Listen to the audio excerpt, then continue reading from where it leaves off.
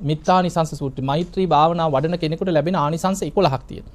බොහෝ වෙලාවට නිකන් අපි මේ බණ අහනකොට, පින් කරනකොට, සීල රැක්කත් මිනිස්සුන්ට නිකන් හිතෙනවා කෝ ඔය විපාක.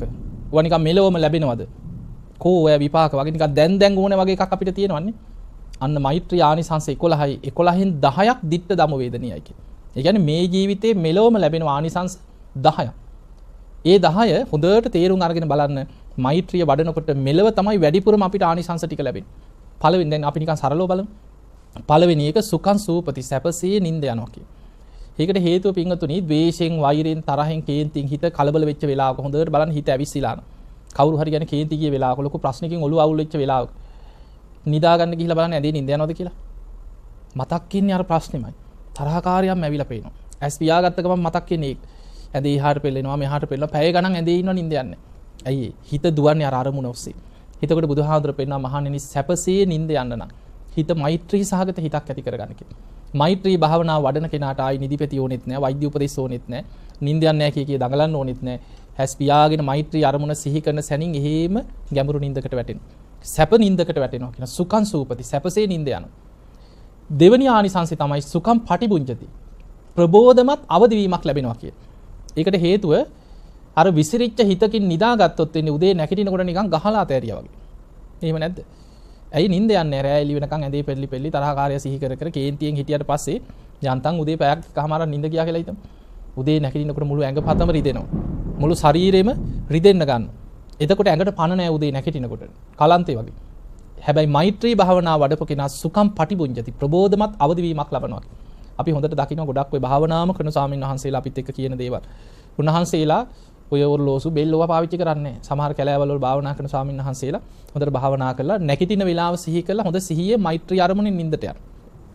පාන්දර 4ට නම් හරියට 4 වෙනකොට කිසිම කවුරුත් ඇහැරවන්න ඕනෙත් නැහැ සැනින් ඇහැරෙනවා. ඒක මේ මෛත්‍රියේම තියෙන ආනිසංශය. ඊළඟ එක තමයි න පාපකං සුපිනම් පස්සති පව්කාරී හීන දකින්නේ නැහැ. දැන් බලන්න ආනිසංශ තුනක්ම නිින්දත් එක්කමයි. සැපසේ නිින්ද යනවා, ප්‍රබෝධමත් අවදි වෙනවා. තුන්වෙනි එක තමයි පව්කාර හීන දකින්නේ. අපේ හිතේ තියෙන මේ කේන්තිය, තරහව, වෛරය අපි හිතෙන් හිතන දේවල් අපිටම හීන තුලදී මහා භයානක දේවල් හැටියට අපිටම ඒවා එක එක ස්වරූපෙන් පේනවා. දැන් බලන්න සමහරු නිදා ගන්න බයයිනේ. බෙල්ල මිදි ගන්න එනවා කියනවා, කකුලෙන් ඇදලා දානවා කියනවා. හීනෙන් බය වෙනවා, කෑ ගහනවා, හූ තියන අය ඉන්නවා. හැබැයි මෛත්‍රී අරමුණේ මෛත්‍රී භාවනාව වඩලා නිදාගත්ත කෙනාට පව්කාර හීන දකින්නේ නැහැ කිය.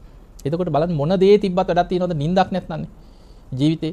ඒ නිසා සැපසේ නිදා ගන්න, සැපසේ අවදි වෙන්න, ප්‍රබෝධමත් අවදි වීමක් ලබන්න මෛත්‍රියයි වඩන්න ඕන.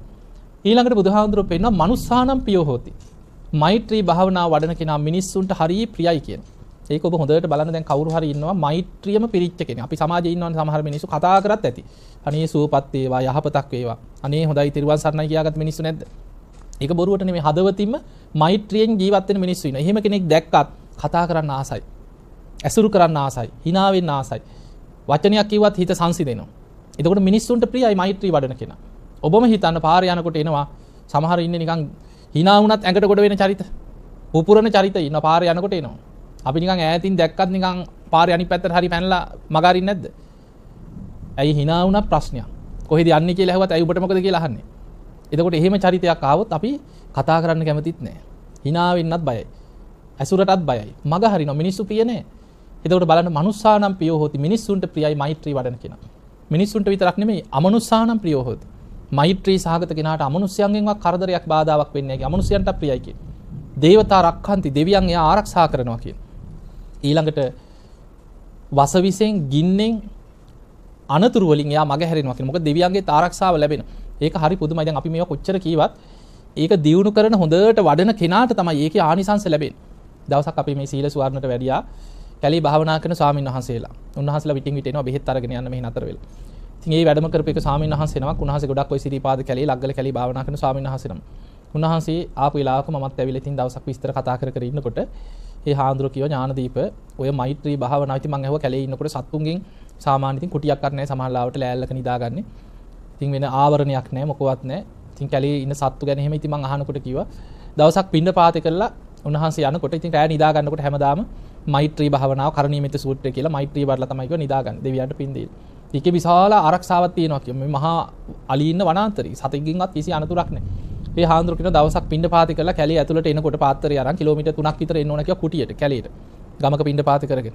එනකොට පාරවල් නැහැ. ඉතින් පඳුරු වස්සෙන් අර එන කැලේ පාර තියෙන්නේ. මෙහෙම කැලෙන් එනකොට එක පඳුරු වස්සෙන් එනකොට විශාල නාගයෙක් හරියට බඩ මැද්දෙම පෑගුණා කියලා. ඉතින් ඒ හාමුදුරු දැක්කේ නැහැ කිව්වා. මෙහෙම අඩිය තියෙනකොට මුගේ බඩ උඩම තමයි අඩිය තියලා තියෙන්නේ. ඒ පෑගෙනකොටම ඒ සැනින් පෙනේ කරගෙන හැරුණා කියලා උන්වහන්සේගේ පැත්තට. පිඹගෙන පෙනේ කරගෙන හැරුණාක විශාල නායක. දැන් මේ හාමුදුරුවන්ට දැන් කරණිමිත සූත්‍රය කියන්න වෙලා තියෙනවද? ඈ කන්ද පිරිත කියන්න වෙලාත් නැහැ. ඒ හාමුදුරු කියන ඥානදීප මං S2 වහගෙන ඒ වෙලාවෙම හිතුවා කීවා කන්ද පිරිතෙන් මාව රැකේවා කියලා. කැලේ ඉන්නකොට සර්පයන්ට ওই කන්ද පිරිත කියනවා කියලා නිතර. කන්ද පිරිතෙන් මාව රැකේවා කියලා S2 පියාගත්තා කිව්වා එච්චරයි. විනාඩියක් විතර එහෙම ඉඳලා ඇස්සැරලා බැලුවා කිව්වා කැහුවේ නැහැ කිව්වා. බලනකොට මේ සර්පයා පෙනේ කරගෙන ගල් ගැහිලා වගේ ඉන්නවා කිව්වා උට මුකුත් කරගන්න බැහැ. ඒකට බලන්න පෙනේ කරලා හැරුණත් තමන්ගේ පැත්තට ගහ ගන්න බෑ. ඌ ගල් ගැහිලා ගියාර පිරිතේ තියෙන බලයයි උන්වහන්සේගේ සීලයයි. හිමින් අර පෑගිච්ච කකුල උස්සලා පස්සට අරගෙන අඩියෙන් අඩිය අඩි 5ක් 6ක් පස්සට ගියා කි. ගිහින් බලාගෙන හිටියා කිය මෝ මොකද කරන්නේ කියලා. එහෙම ගල් ගැහිලා වගේ ඉඳලා එහෙම පෙනේ පාත් කරලා ඇදිලා ගියා යන්න කිය. බලන්න පෑගුණත් තමන්ට දෂ්ට කරන්න හැරුණත් ගහ ගන්නත් බැරි වුණා. ඒව මහා පුදුම දේවල්. හැබැයි පව්කාරයා කොළඹ හතේ හිටියත් තමහල්ලාවට බටයක් දිගේ හරි ඇවිල්ලා සර්පය ගහන්නේව නැද්ද? ඉන්නවා. ඒක මල් පෝච්චියාසේ හරිය තියලා ඉන්නවා. ඒ නිසා ආයි කැලේ ඉන්න ඕනේ නැහැ. අච්චර මහා විශාල වනාන්තරයේ ඉන්න අය සර්ප විමානවල ඉන්න අය බේරෙනවා. ඒ නිසා ජීවිතේ මතක තියාගෙන සර්පයන්ගෙන් වසවිසෙන් ගින්නෙන් අනතුරක් වුණත් බුදුරජාණන් වහන්සේ පෙන්වනවා මෛත්‍රී වඩන කෙනා මෛත්‍රී ආනිසංසෙන් ආරක්ෂා වෙනවා. ඊළඟට තුවටන් චිත්තං සමාධියති ඉක්මනින් හිතක් එකඟ කරන්න පුළුවන් භාවනාවක් කියන මෛත්‍රී. මුකවන්නෝ විප්පසීදති මෛත්‍රී වඩන කෙනා බොහොම පැහැපත් කෙනෙක් බවට පත් වෙනවා කියන. ද්වේෂයක් වෛරයක් තරහක් තියෙනකොට යාගේ රූප කලාප අඳුරු වෙලා යනවා කියන රූපේ ස්වභාවය. මෛත්‍රී වඩන කෙනාගේ රූප කලාප පැහැපත් වෙලා යා පැහැපත් කෙනෙක් වෙනවා කිය. ඊළඟට වැදගත්ම දෙයක් මරණාසන්න වෙනකොට මෛත්‍රී වඩපු කෙනාගේ පිනෙන් සිහි මුලා වෙන්නේ නැහැ කිය. දැන් බලන්න මරණාසන්න වෙනකොට සිහි කල්පනාව නැති වුණොත් ආයි මොනවා කරත් කරපු පිනක් කුසලයක් සිහි කරගන්න පුළුවන්ද 100 නැත්නම්. ඒ නිසා හොඳ සිහියෙන් කුසලයක් පිනක් සිහි කරගෙන මැරෙන්නත් මෛත්‍රිය දිනු කරලා තියෙනවා. මරණින් මත්තේ බඹලව යනවා කියන පරලව යනවා කියන මෛත්‍රී වඩපු කෙනා මරණින් මත්තේ පරලව යනවා. යා බ්‍රහ්ම ලෝකේ. ඒක පරලවට. එතකොට ආනිසංස 11න් 10ක් දිට්ඨ ධම්ම වේදනය මේ ජීවිතේම ලැබෙන ආනිසංස 10ක් තියෙනවා. අන්න ඒ නිසා මෛත්‍රී භාවනාව වඩන්න. ටික ටික හරි මෛත්‍රී සිතක් ඇති කරගන්න. හිතට තරහක් ද්වේෂයක් එනකොට ඒ මොහොතේ සිහිය පිහිටවාගෙන හිතන්න බැරි වෙලාවත් මං දැන් මැරුණොත් කොහේයිද? මේ ද්වේෂය ගැන බුදුහාමුදුරුවෝ පෙන්වුවේ තමන් වස බීලා අනුන් මැරෙනකම් බලාගෙන ඉන්නවා වගේ වැඩක් කියන. ඇයි? හානිය කාටද? අපි අනුන්ට වෛර කරනවා කියන්නේ වෛරය ඇති වෙන කා තුලද? තමන්ගේ හිත තුල. යකඩයක හටගන්න මලකඩ යකඩයක් විනාශ කරනවා වගේ තමන්ගේ හිතේ ඇති වෙන වෛරය තරහව තමන්ව විනාශය කරා අරගෙන යනවා කියන. ඒ නිසා මෛත්‍රී වඩන්න මෛත්‍රී හිතක් ඇති කරගන්න ද්වේෂය වෛරය යටපත් කරගන්න දක්ෂ වෙන්න.